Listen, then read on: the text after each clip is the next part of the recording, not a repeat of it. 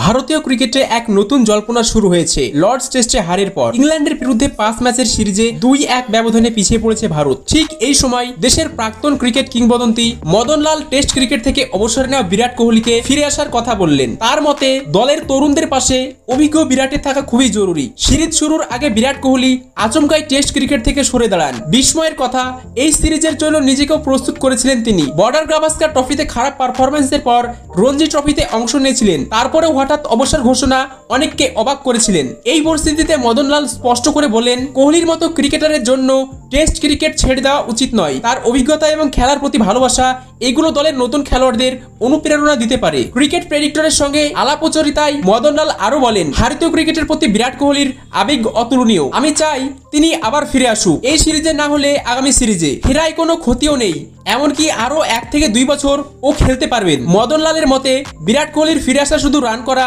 বা ম্যাচ জেতানো নয়, বরং তরুণ ক্রিকেটারদের সঙ্গে অভিজ্ঞতা ভাগ করে নেওয়া আরো গুরুত্বপূর্ণ। তিনি বলেন, আপনি সবেমাত্র টেস্ট ক্রিকেট ছেড়েছেন, খুব বেশি সময় হয়নি, অনুগ্রহ করে ফেরার কথা ভাবুন। কোহলি দীর্ঘদিন ধরে ভারতীয় দলের হয়ে খেলেছেন। তার নেতৃত্বে ভারত টেস্ট ক্রিকেটের বিশ্বের দলের তালিকায় উঠে এসেছিল। সেই স্মৃতি এখনো টাটকা। সম্প্রতি রোহিত শর্মাও টেস্ট ক্রিকেট থেকে অবসর নিয়েছেন।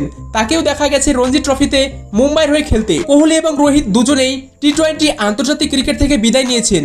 এখন কেবলমাত্র ওডিআই ফরম্যাটেই তাদের দেখতে পাওয়া যায়। লর্ডসের এই হার এবং সিরিজে পিছিয়ে পড়া ভারতীয় ক্রিকেট ভক্তদের মনে প্রশ্ন তুলেছে, বিরাট কি ফেরার সিদ্ধান্ত নেবেন? তার হাতে এখনো সময় আছে। ক্রিকেট বিশেষজ্ঞরা মনে করেন, অভিজ্ঞতা এবং ক্রিকেটের প্রতি অদম্য জেদ নিয়ে কোহলি যদি ফেরেন, তাহলে ভারতীয় দলের জন্য আবারও সোনালী সময় আসতে পারে। মদনলালের মতো প্রবীণদের কণ্ঠে এমন আহ্বান শুধু ভক্তদের নয়, গোটা ভারতীয় ক্রিকেট মহলে নতুন আলোড়ন তৈরি করেছেন। তো বন্ধুরা, এই ছিল আজকে ছোট্ট ভিডিও। আশা করি ভিডিওটি ভালো লেগেছে।